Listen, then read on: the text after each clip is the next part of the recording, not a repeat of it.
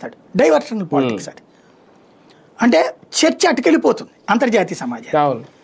అట్లాగే మన రాష్ట్రంలో అదే ఫార్ములా వీళ్ళు పాటించేది. వీళ్ళు డైవర్షనల్ ఫార్ములా అనమాట. ఇప్పుడు యూరియాది అద్భుతంగా నడుస్తుంది, గ్రౌండ్ లెవెల్లో క్యూ లైన్లు కనబడతానే ఉంటున్నాయి. ఎందుకు జరుగుతుంది? లోపం ఎక్కడుంది? కేంద్రం ఇవ్వట్లేదా? ఇదివరకు అదే వీళ్ళు బయట ఉంటే కేంద్రం ఇవ్వట్లేదని చెప్తే ఇప్పుడు తెలంగాణ ప్రభుత్వం అన్నట్టు. కానీ కిలోలతో సహా లెక్క చెప్తుంది కేంద్రం. అయినా సరే ఎందుకు అందట్లేదు? స్వయంగా అచ్చెన్నాయుడు నియోజకవర్గంలోనే ఎందుకు గొడవలు పడ్డారు జనాలు? అది అసలు చర్చ జరపట్ల. అది కదా నువ్వు పత్రికగా రాయాల్సింది, ఏం జరిగింది అన్నటువంటిది.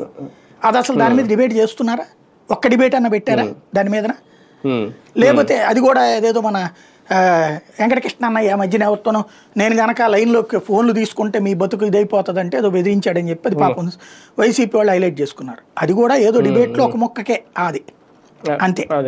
అంతే తప్పించి ఆ విషయం మీద ఏం చర్చిస్తున్నారు? యూరియాది ఎందుకు జరగట్లేదు, లోపం ఎక్కడుంది అంటే అధికారులది తప్పు. అదే సందర్భంలో మిగతా ఏ సమస్య వచ్చినా సరే అధికారులది తప్పు ఇప్పుడు వచ్చేది. అప్పుడు జరిగితే జగన్దే తప్పు. అదంతా డైవర్షన్ కావాలి వీళ్ళకి. ఇప్పుడు మామూలు టాపిక్స్ మీద డైవర్షన్ కుదరట్లేదు కాబట్టి ఇప్పుడు భారతి అయితే అది వైసీపీ వాళ్ళైనా పట్టించుకుంటారు. భారతి వస్తే నష్టమే ఉంది. షర్మిల పార్టీ తీసుకుంటే నష్టమో, విజయమ్మ పార్టీ తీసుకుంటే నష్టమో, కానీ భారతి వస్తే నష్టమేం లేదు కదా.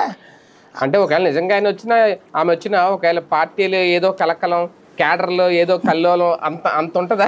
అంటే అంత భయపడతారా? నేను విన్నదైతే ఒక కాన్సెప్ట్ నడుస్తుంది. కొంతమంది ఎమ్మెల్యేలని యువతలకు తీసుకొచ్చే ప్రయత్నం జరుగుతోంది. 11 మంది ఇప్పుడు జగన్మోహన్ అన్నయ్య కదా, దాంతో